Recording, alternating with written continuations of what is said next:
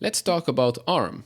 The stock has gone up 50% after the company reported their recent earnings report and issued better than expected guidance.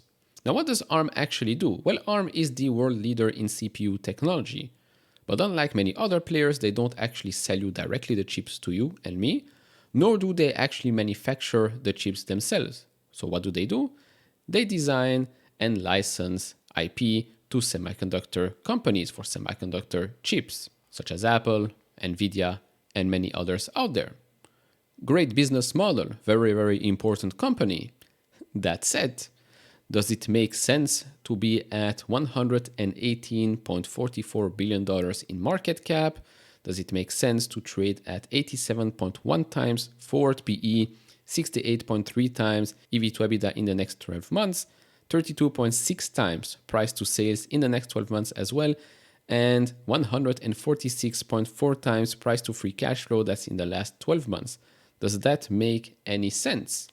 Well, we're going to discuss that in this video. If you enjoy this type of videos, leave it a thumbs up, subscribe if you have not, would really appreciate that. If you want to support me even further, do check out the link down in the description and in the pinned comment to get the top 10 best stocks to buy now, or go to fool.com/couchinvestor. Thank you very much. Let's start with the numbers from the latest quarter. So Q3, fiscal year ending 2024.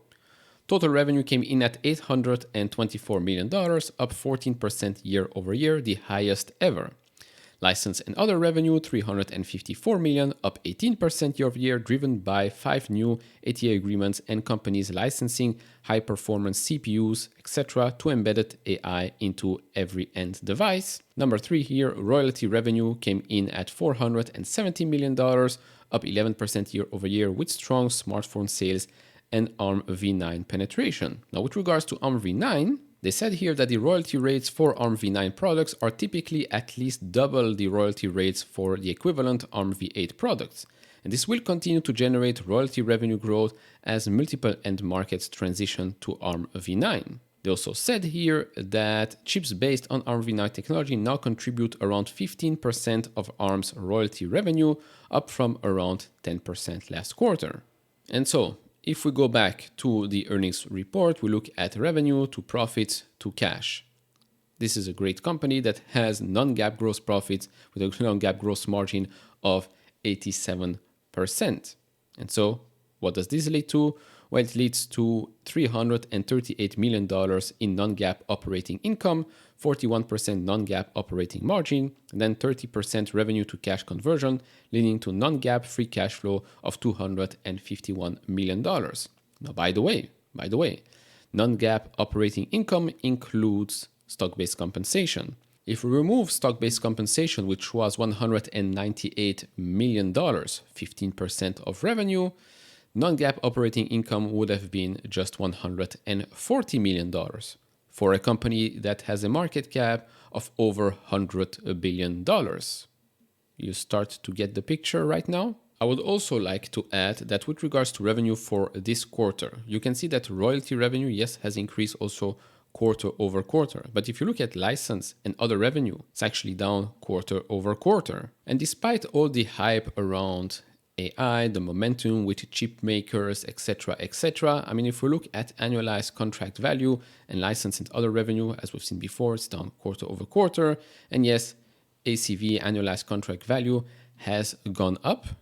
But to be honest, shouldn't we be expecting this to go up much faster if we look at the stock's performance, if we look at the momentum throughout the chip making industry?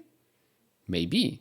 Of course, there are some positive indications. For example, the RPO, remaining performance obligations, that has gone up already last quarter quite significantly, but right now remains a bit flat quarter over quarter.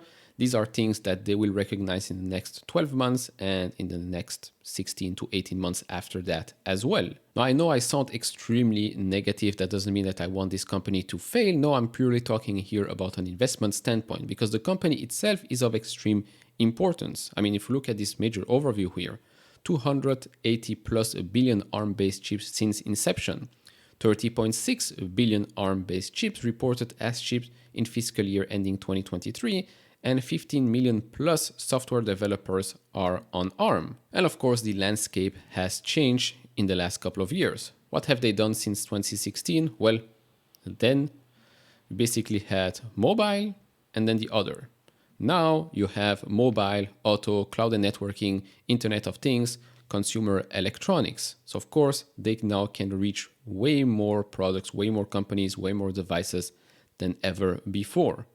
But again, a lot of these things aren't new, aren't just from 2023 or 2024.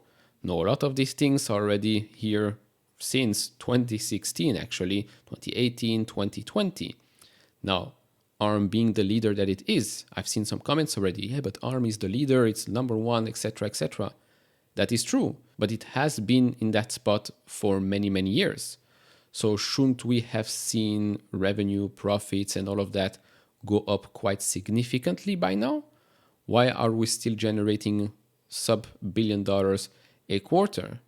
Why are we valued at $100+ billion in market cap?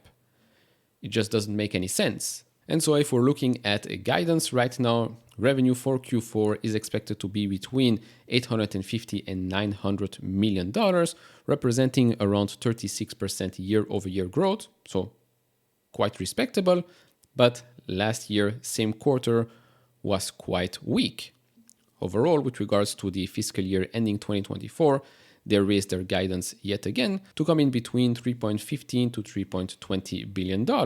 Now, if we look at what the analysts are expecting for the next coming fiscal year, so fiscal year 2025 and fiscal year 2026, it is true that it is valued at a hyper-growth company, but unlike many others in the market that are valued at a hyper-growth company but aren't really growing that much, this company is expected to grow above 20% year over year for the next 2 fiscal years.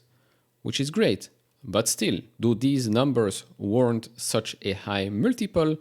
In my opinion, it does not. Now, I do want to show you just a small comparison here, although they can't really be compared apples to apples here, but just go with it. ARM and TSM right now. Of course, TSM actually makes chips, but you can clearly see here that a company like TSM, who also is expected to grow this year, we've seen some good momentum and is of extreme importance in the world economy, world semiconductor industry, is trading at a much, much cheaper valuation than a company like ARM.